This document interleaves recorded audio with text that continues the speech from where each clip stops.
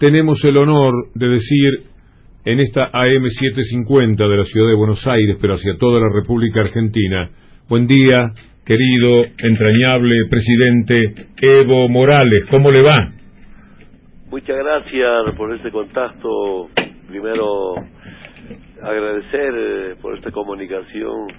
Víctor Hugo, como siempre, nos une la patria grande, la amistad y, como siempre, la lucha por otros pueblos de América Latina y el Caribe. Tenemos elecciones este fin de semana y miles de bolivianos están aquí pendientes y dispuestos a votar. Me gustaría que les hable a ellos directamente para empezar la nota, Evo. Gracias, hermanas y hermanos que radican en Argentina. A saludar con mucho respeto, cariño y admiración por tanto esfuerzo que hacen y trabajan en Argentina para mejorar nuestra economía, su economía. Estamos pendientes del acontecer político, económico, no solamente de Bolivia, sino de toda la región sudamericana. Decirles gracias a la lucha del pueblo boliviano, los sectores abandonados durante la colonia y la república, como es el movimiento campesino indígena originaria, nos hemos organizado en un movimiento político de liberación, más IPCP, y este movimiento político hace mucha historia en nuestra historia, la historia de Bolivia. Hemos batido récords en lo democrático, político, económico. Hablando en lo político, por ejemplo, 5 años antes que llegue a la presidencia, habían 5 presidentes, cada año un presidente. 2001 era Banzer, 2002 Tuto, 2003 Gono, 2004 Carlos de Mesa, 2005 Rodríguez y 2006 asumimos la responsabilidad. Recuerda siempre cuando era soldado, 1978, habían 3 presidentes. 79, después de que dejé de ser soldado del ejército, otros 3 presidentes. En 3 años habían 10 presidentes. Y yo no puedo entender, hermanas y hermanos, a la amable audiencia de Argentina y de toda América Latina, ya estamos cumpliendo 14 años.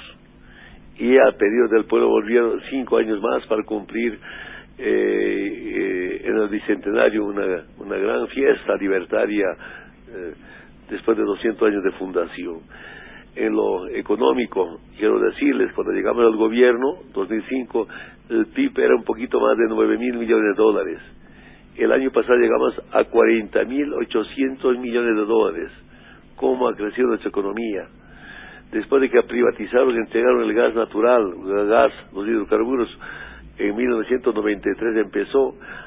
Del 93 hasta el 2005 la renta petrolera era 3.000 millones de dólares. Ahora, este año o el año pasado llegamos a 38.000 millones de dólares.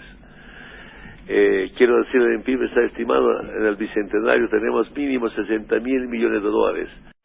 En 180 años como 10.000 millones de dólares, y en 19 años serán 50.000 millones de dólares del Producto Interno Bruto. Estos resultados nos alientan, estos resultados nos obliga a seguir con nuestro proceso, y el pueblo apoya nuestro proceso. Quiero decir a las hermanas y hermanos de Argentina, aquí el boliviano que vive en Bolivia o el boliviano que vive fuera de Bolivia tiene 2 caminos: volver al pasado o seguir con un proceso de cambio. Imagínense, hermanas y hermanos, donde ha vuelto las políticas del Fondo Monetario Internacional, como en estos últimos días en Ecuador, el país convulsionado, movimientos sociales, rechazando el paquetazo del Fondo Monetario Internacional, que evidentemente aquí tenemos su derecho.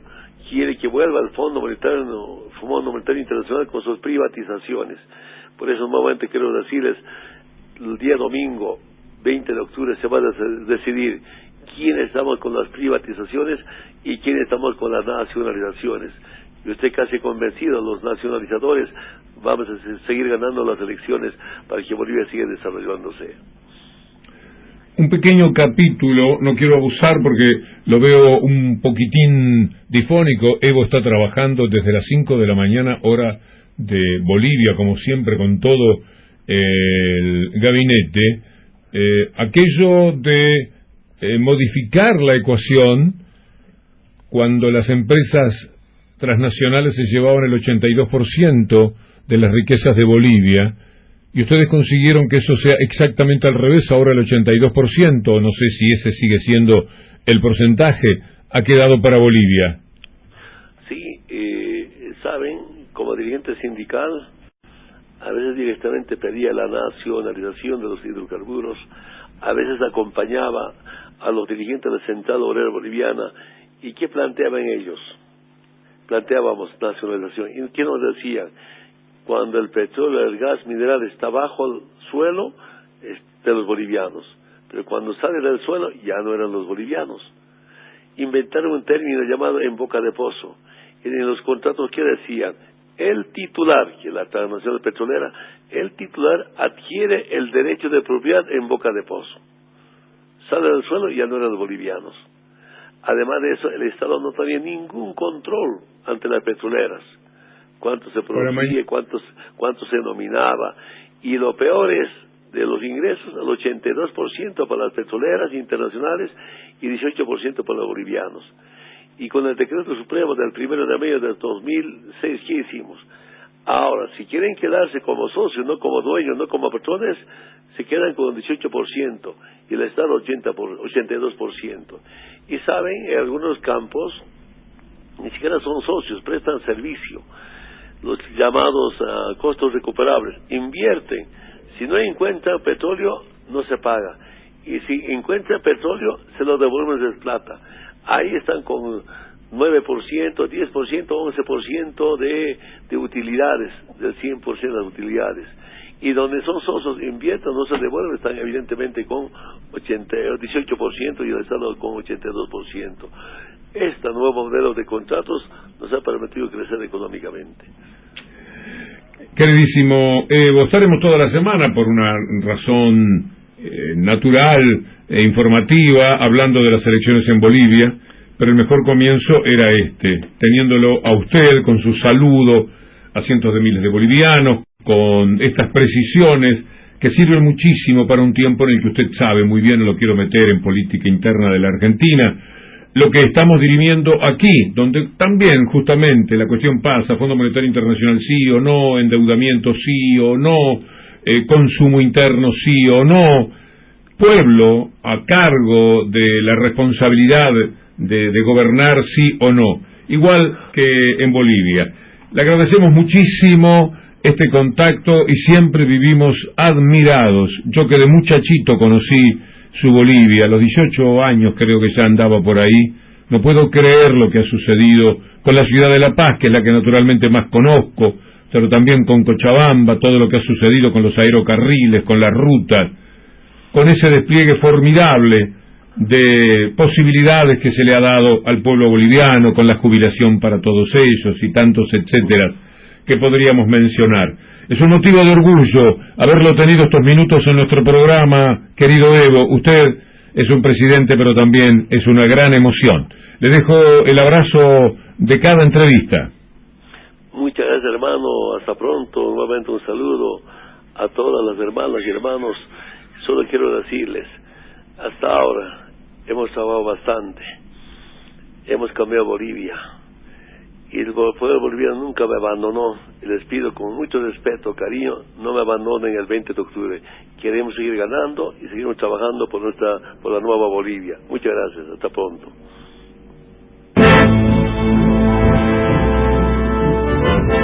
El proceso que comenzó en el año 2006 es de refundación de Bolivia. No es un gobierno más, el de Evo y García Linera. Es la refundación. Y no solo por el dato mayúsculo del Estado plurinacional, que implica que los pueblos originarios, sometidos, esclavizados, abandonados y olvidados, sean el centro de la escena, sino además haber tomado la riqueza del subsuelo como el dato identitario de la economía de Evo. De ahí en adelante, la soberanía política de la mano de la independencia económica. Da la sensación que ese proceso, que tuvo tanto que ver con lo social, tenemos que plantear de dónde venía para poder entender la importancia de sus logros. Y venían, por ejemplo, de un Sánchez de Lozada, que era un presidente que balbuceaba un par de palabras en castellano y hablaba todo en inglés, o venían de la guerra del agua, donde la empresa británica que tenía la privatización del servicio no le permitía a los campesinos utilizar el agua de lluvia. De eso venía Bolivia, y esencialmente a recordar que no solamente es un hermano de los pueblos originarios, es también un trabajador, un hombre que fue parido por la Confederación Sindical Única de Trabajadores Campesinos de Bolivia.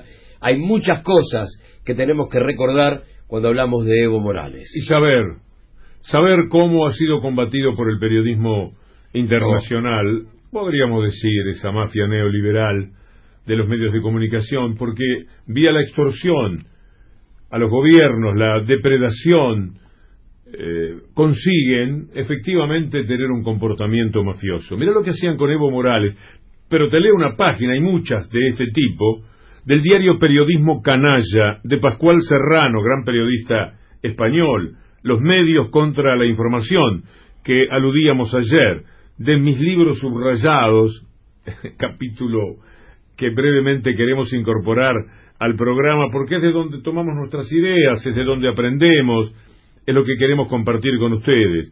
Evo en los medios españoles es el título de Pascual Serrano. 2 ejemplos del modo en que informan en España de Bolivia y su presidente. Una noticia cuenta que Evo Morales ha decretado la nacionalización de la energía eléctrica, lo que supondrá rebajar en un 20% las actuales tarifas del servicio eléctrico. Según el periódico, como respuesta a esa decisión, se han producido protestas ciudadanas que reflejan el descontento ante la caída del poder adquisitivo y el alza general de los precios. Lógico, ¿verdad? Baja el 20% el precio de la electricidad y la gente sale a la calle para protestar por el alza de los precios. 3 días después, leemos esta noticia. Le roban a Evo Morales el auto presidencial que le regaló Hugo Chávez. En el texto se dice que el vehículo era uno de los 16 Toyota Land Cruiser donados a la presidencia boliviana por Chávez a fines de 2008 en el marco de una estrecha cooperación entre el líder venezolano y el mandatario indígena altiplánico. Es decir, una cooperación entre el Estado de Venezuela y el de Bolivia la convierten en un coche que regala Chávez a Morales. Por cierto, el mismo diario reconoce que el todoterreno estaba asignado a servicios administrativos de la presidencia boliviana. Es evidente que con informaciones así, todos los días, es imposible conocer la realidad de Bolivia. De eso se trata, de tener presencia en los medios sin que los lectores sepan lo que sucede. Tan solo le leí esto, ya que estábamos con Evo, para que sepan cómo ha jugado ese periodismo internacional en la vida de nuestra América Latina. No nos olvidemos que Evo, aquello que más se le ha criticado desde que es presidente de Bolivia, pasa por un hijo que le inventaron. ¿Cómo? Sí, al presidente de Bolivia le inventaron un hijo. Él habrá pensado, bueno, será algo de mis tiempos jóvenes, no lo sé, algo habrá pasado y nunca me dijeron. Puede ocurrir. Y entonces dijo, me quiero hacer cargo, quiero saber. Durante todo ese tiempo los diarios trabajaban, antes del referéndum, que perdió Evo, trabajaban diciendo cómo puede ser un tipo tan desalmado, ignora a su hijo, etcétera, etcétera, lo tenía escondido, nunca dijo nada, no alimenta, no ayuda a su madre. La madre, entre comillas, era un personaje a detestar de la vida que se había hecho pública para ella. Bueno, el hijo no existía. Evo salió a admitir, a reconocer esa posibilidad porque no sabía. Pero esto permitió que jugaran contra él para las elecciones, porque lo que se supo sobre la mentira del hijo que le inventaron ocurrió mucho después de las elecciones. Evo pierde ese plebiscito fruto de esa mentira.